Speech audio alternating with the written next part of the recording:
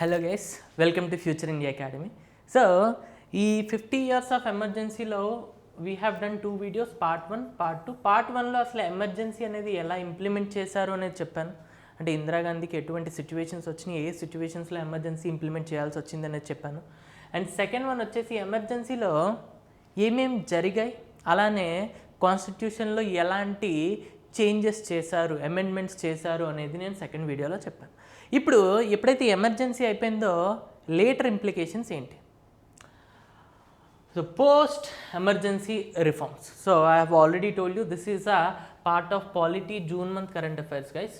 Okay, so C ఒకసారి revision చేసుకుంటే మనకి this is Indira Gandhi 25th June 1975కి మనకి ఎమర్జెన్సీ ప్రొక్లైమ్ చేశారు. ఎమర్జెన్సీలో ఏం జరిగింది అని అంటే కంప్లీట్గా ఫండమెంటల్ రైట్స్ అనేవి సస్పెండ్ చేసేసారు, కంప్లీట్గా సస్పెండ్ చేసేసారు. ఓకే, నెక్స్ట్ పొలిటికల్ లీడర్స్ అందరినీ అరెస్ట్ చేశారు.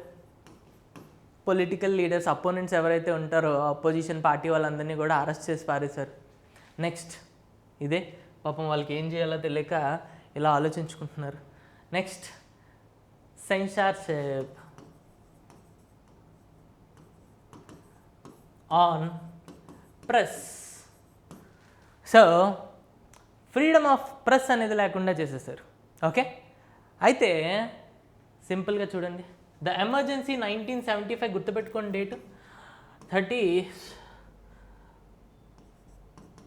25th జూన్ 1975 నుంచి మనకి 21st మార్చ్ 1977 వరకు ఎమర్జెన్సీ అనేది ఉండింది. Okay, so close to 2 years. అయితే was the time when democracy values were seriously damaged. ఏ విధంగా? ఇప్పుడే చెప్పాను నేను, రైట్స్ వర్ సస్పెండెడ్,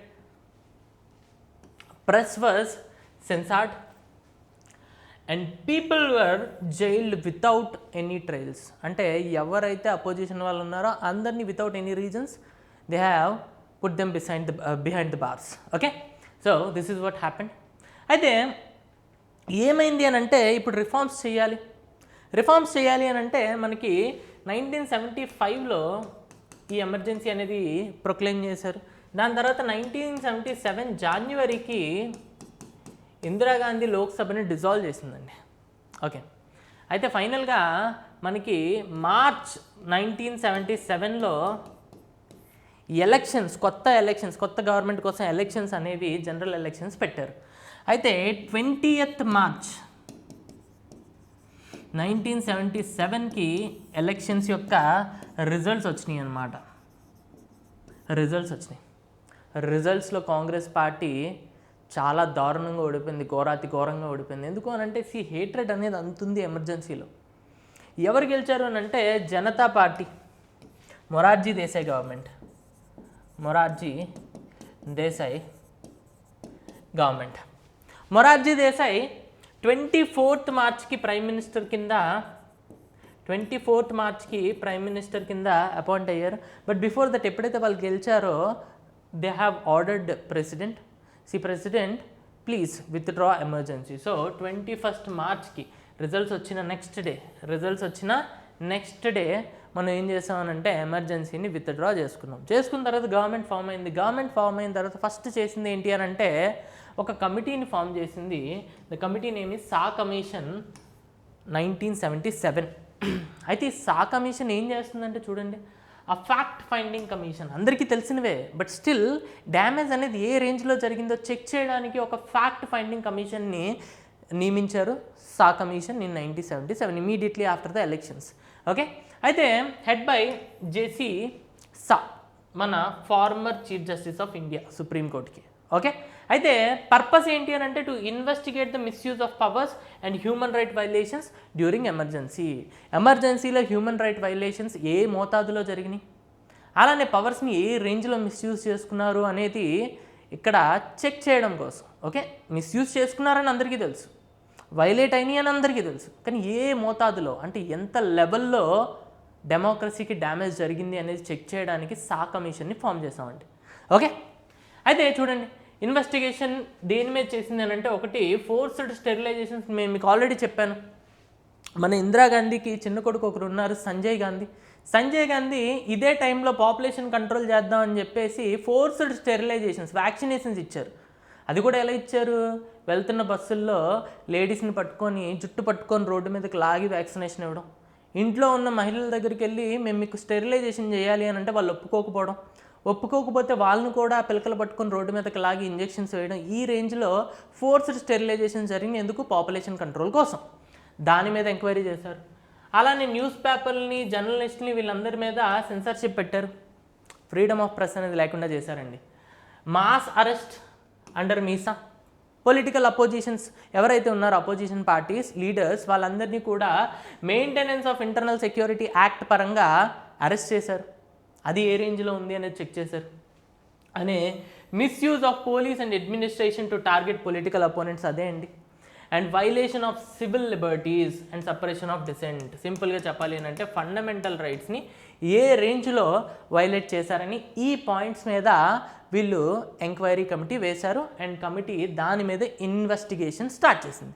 ఇన్వెస్టిగేషన్లో తేలింది ఏంటి అని అంటే, emergency was misuse to maintain power, not to save the nation. Emergency అనేది ఎందుకు పెట్టారంటండి? To maintain power. ఇందిరాగాంధీ తన పవర్ని కాపాడుకోవడానికి మాత్రం ఎమర్జెన్సీ డిక్లేర్ చేసింది. అంతేగాని ఏదో మన దేశాన్ని సేవ్ చేద్దామని అయితే కాదు. Second, there was a clear abuse of law, misuse of authority and loss of accountability. లాని ఎలా వాడుకోవాలంటే అలా వాడుకున్నారు. అండ్ అకౌంటబిలిటీ అనేది లేకుండా పోయింది. అండ్ అథారిటీని కంప్లీట్గా మిస్యూజ్ చేసుకున్నారు. ఓకే. అండ్ దీనికి రీజన్స్ ఎవరు అని అంటే, Indira Gandhi and her inner circle, specially మన Sanjay Gandhi, because of the forced స్టెరిలైజేషన్స్. Okay. So ఈ కమిటీలో ఇది తేలిందండి, అందరికీ తెలిసిందే. బట్ స్టిల్ మళ్ళీ ఒకసారి ఎంక్వైరీ చేసి జనాలకు ముందుకి రిపోర్ట్ని సబ్మిట్ చేశారనమాట. దీని తర్వాత వీళ్ళు 42nd కాన్స్టిట్యూషనల్ అమెండ్మెంట్ యాక్ట్ చేశారు. ఎమర్జెన్సీ టైంలో కాన్స్టిట్యూషన్ని ఆల్మోస్ట్ వీక్ చేసేశారు. జ్యుడిషియరీకి పవర్ లేకుండా చేసేశారు. మరి ఇవన్నీ కూడా చేంజ్ చేయాలి. సో చేంజ్ చేయడం కోసం important amendment which is 44th constitutional amendment act 1978 తీసుకొచ్చారండి. దీనిలో ఏం జరిగిందో ఒకసారి చూద్దాం. ఫస్ట్ వన్ ఏంటి అని అంటే, ఆర్టికల్ 352 అంటే నేషనల్ ఎమర్జెన్సీ ఏదైతే ఉందో దానిలో చేంజెస్ చేశారండి. అసలు ప్రాబ్లం ఏంటి అని అంటే, మనకి ముందున్న ఆర్టికల్ 350లో ఎప్పుడైనా నేషనల్ ఎమర్జెన్సీ అనేది ఇంటర్నల్ డిస్టర్బెన్సెస్, ఓకే, అలానే ఎక్స్టర్నల్ అగ్రెషన్, వార్, ఈ మూడిట్ల మీద ఎప్పుడైనా మనం ఈ గ్రౌండ్స్ మీద నేషనల్ ఎమర్జెన్సీ అనేది డిక్లేర్ చేయొచ్చు. అంటే ఇంటర్నల్గా దేశంలో ఏమైనా డిస్టర్బెన్సెస్ ఉన్నా, లేదా ఎక్స్టర్నల్ అగ్రెషన్ అంటే వేరే దేశం వచ్చి మన దేశం మీద అటాక్ చేసినప్పుడు, లేదా వార్ మనం వేరే దేశం మీద వెళ్ళి అటాక్ చేసినప్పుడు, ఇలాంటి 3 సిచ్యువేషన్స్లో ప్రెసిడెంట్ గారు మనకి నేషనల్ ఎమర్జెన్సీ అనేది ప్రొక్లెయిమ్ చేయొచ్చు. అయితే ఈ ఇంటర్నల్ డిస్టర్బెన్స్ అనేది ఒక వేగ్ టర్మ్ అండి. దీనికి మీనింగ్ ఎన్నైనా రావచ్చు. ఎగ్జాంపుల్గా ఇప్పుడు దేశంలో కరోనా వచ్చింది అనుకోండి, అది ఇంటర్నల్ డిస్టర్బెన్స్. ఇన్ఫ్లేషన్ పెరిగింది అనుకోండి, ఇంటర్నల్ డిస్టర్బెన్స్. అలానే గ్రోత్ అనేది తగ్గిపోయింది, ఇంటర్నల్ డిస్టర్బెన్స్. టమాటాల కాస్ట్ పెరిగిపోయింది, ఇంటర్నల్ డిస్టర్బెన్స్. సో ఇవన్నీ కూడా ఇంటర్నల్ డిస్టర్బెన్స్. వీటికి కూడా ఎవరైనా నేషనల్ ఎమర్జెన్సీ అమలు చేస్తారా? చేయరు. కానీ ఇంటర్నల్ డిస్టర్బెన్స్ అనేది ఒక వేగ్ టర్మ్. దీన్ని మిస్యూజ్ చేసుకోవచ్చు అని చెప్పి ఆల్రెడీ మనకు తేలింది. అందుకని చెప్పి ఫస్ట్ 44th కాన్స్టిట్యూషనల్ అమెండ్మెంట్ యాక్ట్లో ఈ ఇంటర్నల్ డిస్టర్బెన్స్ని రీప్లేస్ చేసేసారు విత్ ఆర్మ్డ్ రెబిలియన్.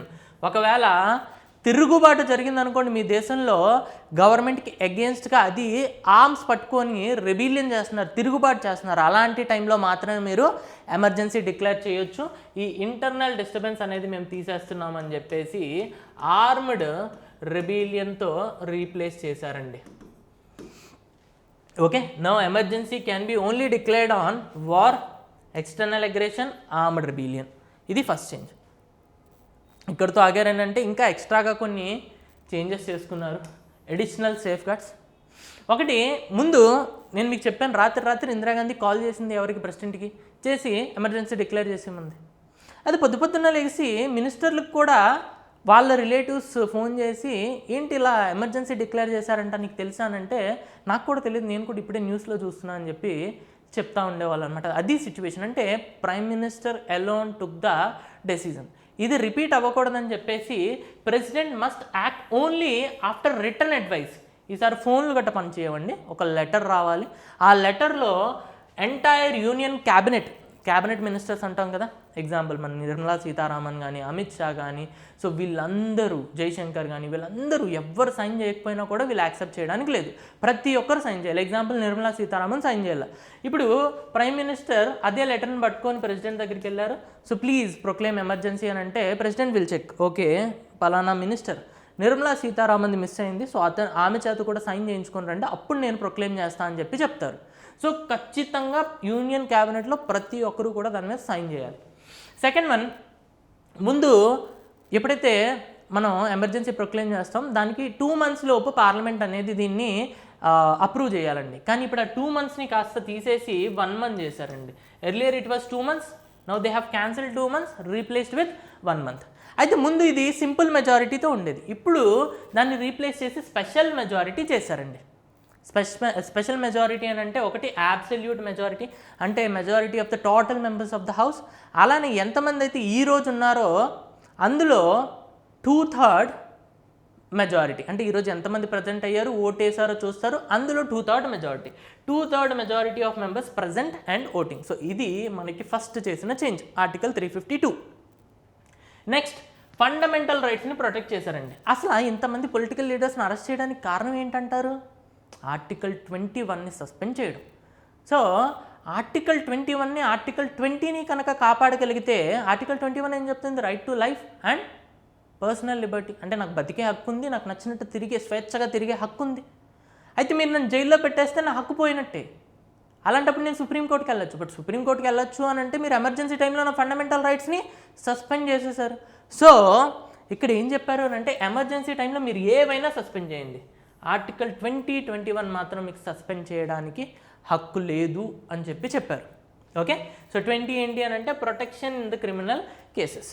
ఎప్పుడైతే మీకు మీద కేసు పడుతుందో మీకు కోర్టు జడ్జ్మెంట్ ఇచ్చే టైంలో మీకు ప్రొటెక్షన్ అనమాట.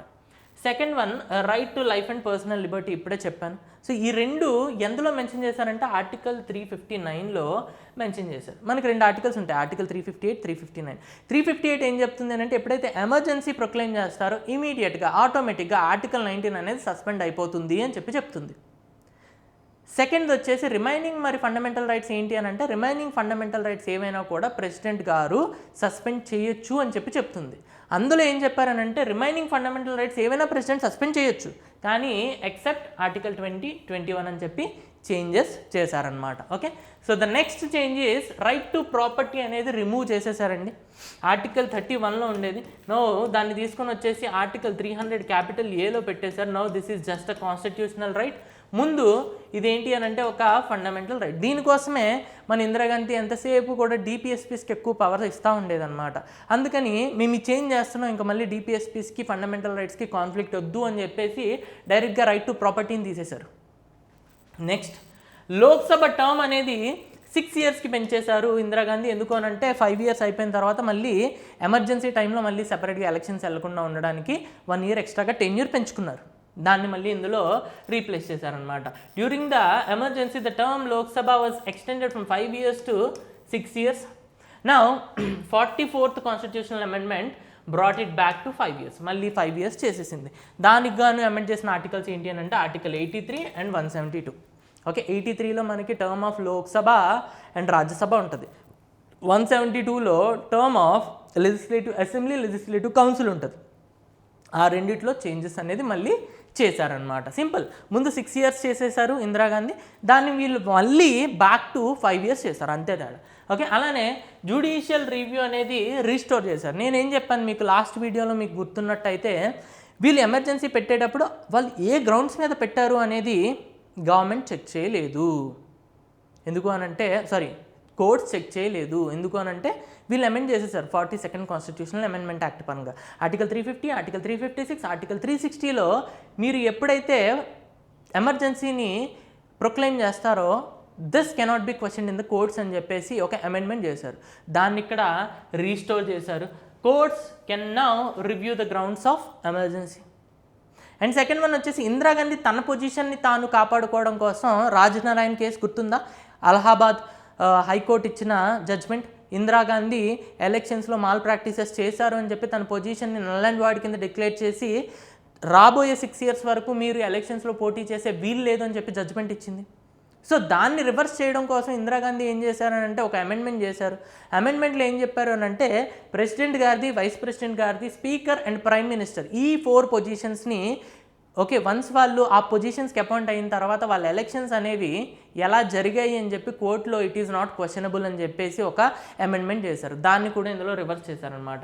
Election disputes regarding president, prime minister, vice president and speaker of Lok Sabha again be heard in the courts. అంటే simply they have restored the judicial review power.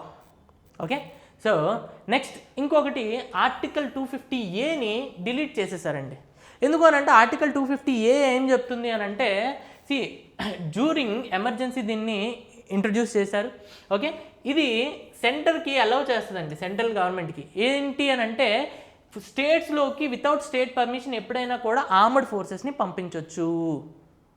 Okay, central armed forces okay వాళ్ళని ఎప్పుడైనా కూడా స్టేట్లోకి పంపించవచ్చు without states permission అని చెప్పేసి ఒక article introduce చేశారు. అది కూడా ఫెడరలిజంని దెబ్బతీస్తుందని చెప్పేసి మొరార్జీ దేశాయ్ గారికి అనిపించి ఈ ఆర్టికల్ని కూడా తీసేశారనమాట. Okay, so this is what actually happened.